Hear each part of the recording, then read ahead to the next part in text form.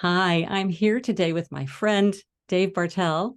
Hi, Dave. Thank you for joining me. Hey, Ann. Great to see you again. You too. So, Dave and I go way back. We worked together a lot of years ago in the tech industry. So, we both have a lot of experience writing about technology and doing marketing writing. But Dave had hidden skills all this time because it turns out he's a heck of a fiction writer. Um, he just published the sixth book in his archaeological thriller installment. Dave, do you want to describe in a sentence or two what your book series is about? Yeah, it's, as you mentioned, archaeological thrillers. So this is where science, because I have a background in that, and meets ancient history. And so they're mysteries of, what if you found yourself, in a place where you could locate the lost library of Alexandria, or hidden clues that may be deeply buried in the Vatican libraries. And so my main character is an archaeologist who goes on these adventures and finds things that have meaning and good stories for us in the modern world. Fantastic and really fun, I have to say, really fun. Um, so this is really different than the writing about technology, I'm going to say. um, Dave was an early reader of the writer's voice. And so Dave, in your role as a fiction writer, the writer's voice looks at lots of different aspects of voice. And I'm curious about what aspect of voice is most challenging or interesting for you as a fiction writer. It's finding the different voices between characters. How does each character sound differently, and how do they speak differently, and how do you give them moments where you can get to know them a bit more intimately? Yeah, And so there are a lot of different things I do. So out of the writer's voice, one of the exercises I thought was really interesting was early on, there was one about reading out loud. So it's like writing your work, listening. I also listen to some audiobooks, which I'm a great fan of because people read them, but they're also, you get actors that come out and they can really act a voice and brings it alive. And so thinking about, can my writing become like that as somebody as they read it?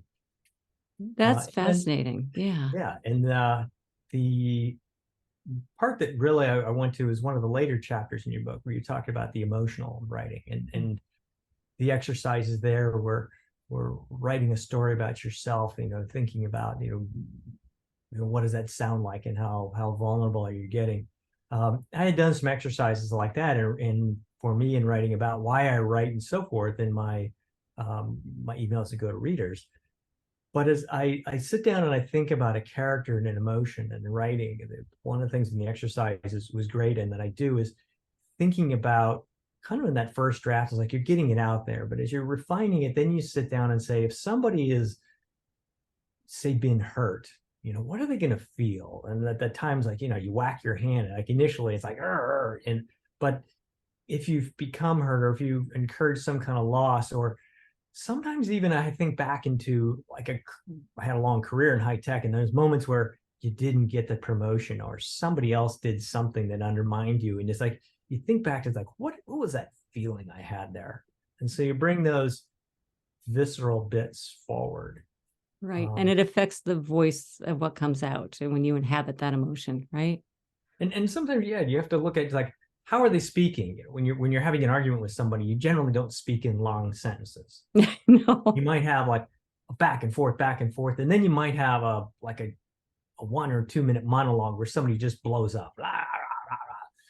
that's true. That's true. Thank you. Yeah, emotions are what really brings life to voice, and especially in fiction.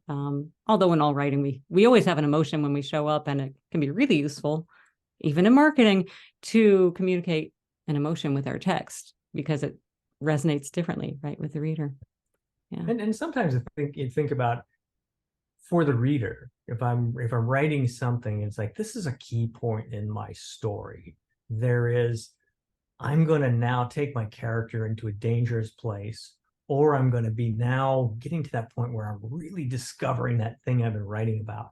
And so you think about it as like, what's that emotion that I want to have my reader to have as, you're Howard Carter and you're going to open Tutankhamun's tomb for the first time. You're kind of building into that thing where you're like edge of the seat. You don't hurry it. You want to like pause and you know step back, like, oh my god, can I really open the door? And Mm. have someone be right there with you.